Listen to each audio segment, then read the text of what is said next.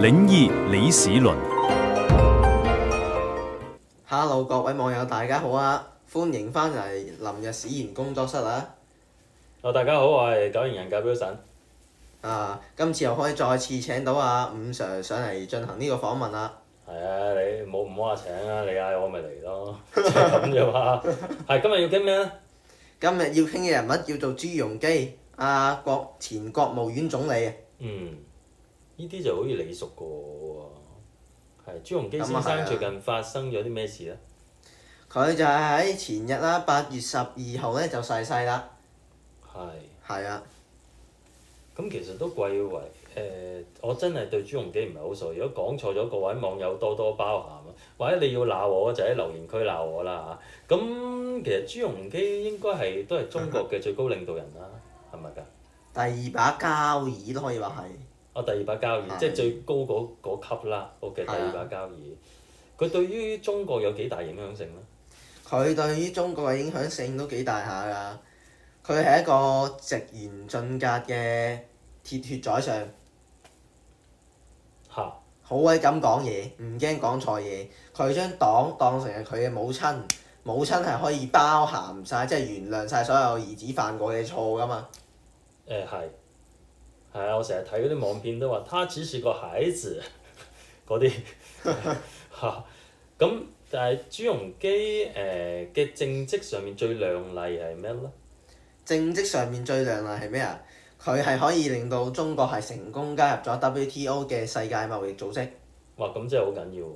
係啊！中國呢20幾30年嚟嘅改革開放嘅成就都係佢承接鄧小平時代趙紫陽搞嘅嘢做出嚟嘅。原來 WTO 係關佢事嘅。係啊。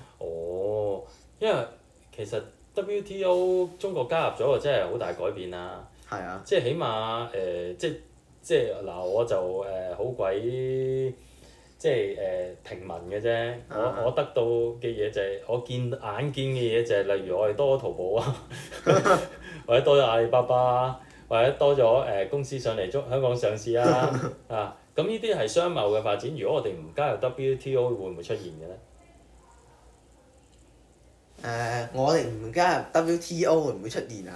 呢個係一個非常之難答嘅問題，係有研究性嘅問題啊！即係如果中國係冇加入過 WTO 嘅話咧，我諗而家應該係都係計劃經濟，唔係市場經濟，唔可以自由貿易。OK，咁即係當然咧，呢個唔係一個是與非嘅問題啦，因為實在太多嘢影響到中國各有今時今日啦。咁但係喺咁多個影響入面，似乎朱鎔基就佔一個好重要嘅地位啦。係啊。即係如果中國發展到咁冇朱鎔基，就應該係爭一決嘅，可唔可以咁講？冇朱鎔基或者冇江澤民都唔得。兩個缺一不可。中國改革開放之所以咁成功咧，係因為前面有胡耀邦加趙紫陽同埋鄧小平，後邊有江澤民、朱鎔基，再搭多兩個叫做溫家寶同埋胡錦濤。即係呢啲2+2+2嘅情況。係3+2+2。3+2+2。係啊。咁我今次又講朱鎔基啦。咁你啱就講佢最亮麗就 WTO 啦。係。咁 WTO 之後佢又做咗啲咩咧？WTO 之後咧，佢就即係將所有嗰啲中國嘅商品就促銷推向全球化。而家咪有啲咩比亞迪喺搶晒全球啲電動車市場咧，都係歸功於佢嘅功勞㗎。點解咧？因為如果中國唔加入 WTO，咁比亞迪啲車又點可以向全球售賣咧？即係起碼入唔到中國先。係出唔到中國，淨係喺中國嗰度賣。但係比亞迪，原來係咁。唔好意思比亞迪係中國牌子嚟㗎。係啊。唔好意思各位網友，我真係好弱嘅呢方面。咁就可以向全球售賣，就係因為加入咗 WTO。咁其實真係唔止影響咗中國喎，其實影響全球喎。係啊。而家好多即係唔同國家嘅唔同政治因素、經濟因素咧，都係差唔多係全球化。好似俄烏戰爭咁樣啦。烏克蘭咧又要美國資助，要成個歐洲資助搞到佢哋啲經濟都係跌咗唔少。俄羅斯呢，就因為軍備唔夠呢，都要中國幫手支援一下。北韓都已經出咗軍隊幫佢打仗啦。係啊，好似中東嗰度伊朗同美國打咁樣啦，美國就係咁嚼佢都嚼唔入嘅，因為中國呢都時唔時會俾啲武器啊、俾啲錢啊咁樣去資助伊朗嘅神權政府嘅。咁不過翻嚟朱鎔基先，唔好意思啊。咁你今次因乜原因咁，即係除咗因為佢最近逝世啦，因乜原因咁想講佢呢？因為朱總理佢就係非常之親民嘅，唔好話內地人先咧，佢對香港人都係好親民嘅。佢嚟訪港嗰陣時咧，佢係上次黎彼得嗰集我哋都講咗啦，佢係唱咗黃霑啲歌詞同埋黎彼得嗰啲歌詞啊嘛。我印象深刻咧係佢唱嗰句我哋大家在獅子山下且共濟嗰句。我係印象非常之深刻㗎。我係估唔到佢係可以聽香港人嘅歌，仲要聽係香港人視為最重要嘅嗰首史歌，佢係唱到出嚟嘅。係啊。喺邊個場合唱出嚟嘅？佢係喺即係同啲記者會啊，或者係同啲市民交流嗰陣時唱出嚟嘅。係啊。咁啊真係好親民嘅。係啊。但係咁呢個你話佢咁就好大對比喎，佢對市民就好親民，但係政策上面又鐵腕喎。係啊。點解會係咁嘅組合嘅咧？因為就始終紅二代同埋太子黨就都比較多啦嚇。江主席想做嘢嗰陣時咧，佢都唔係咁幾咁強硬㗎咋。其實呢兩個人係有諗過要政治體制改革嘅，但係由於有啲紅二代同埋太子黨咁樣企喺度咧，因為佢哋要幫呢班人保住個江山，所以又唔敢做咁多政治體制改革。咁啊導致咗後嚟胡溫時期咧，都諗過想全面民主化啦，但係都係唔得。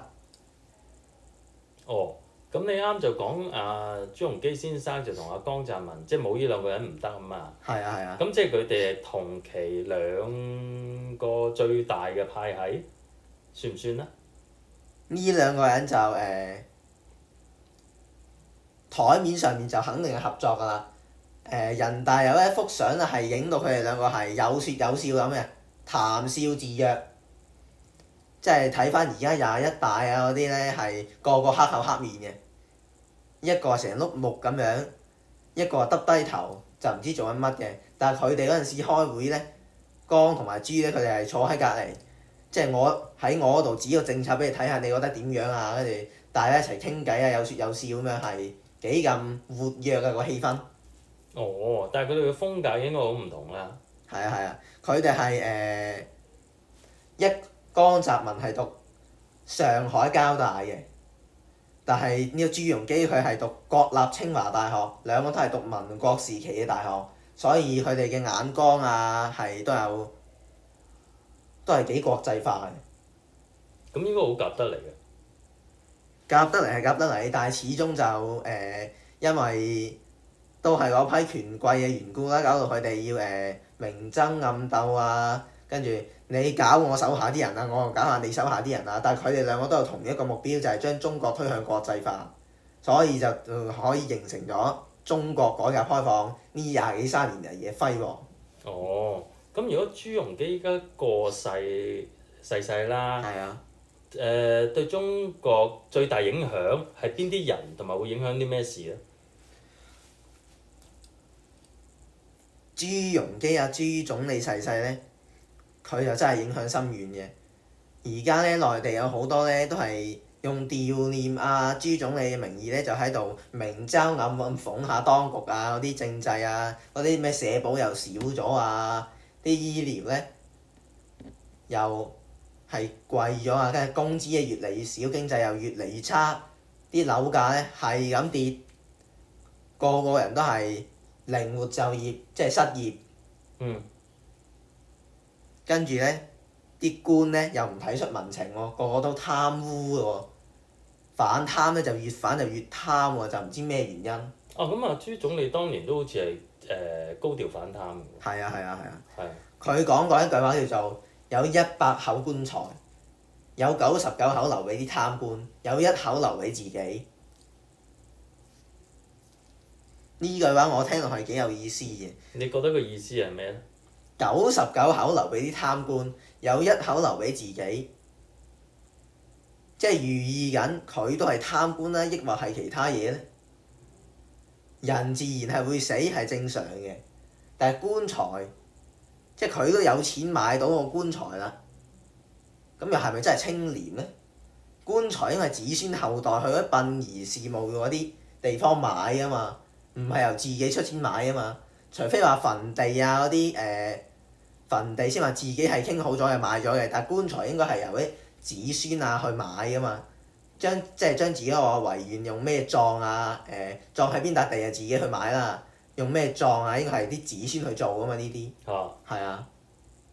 唔知喎，唔知佢嗰陣時老人家諗啲乜係啊？真係唔知。但係佢就反貪就出咗名嘅。係啊係啊。哦，佢有咩最明顯嘅政績咧？係反貪嘅。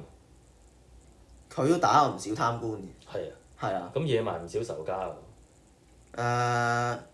都冇乜仇家嘅。係。始終佢都係當緊權啊，邊個咁嘢啫OK。哦。咁如果佢走咗，啲貪官咪開心咯？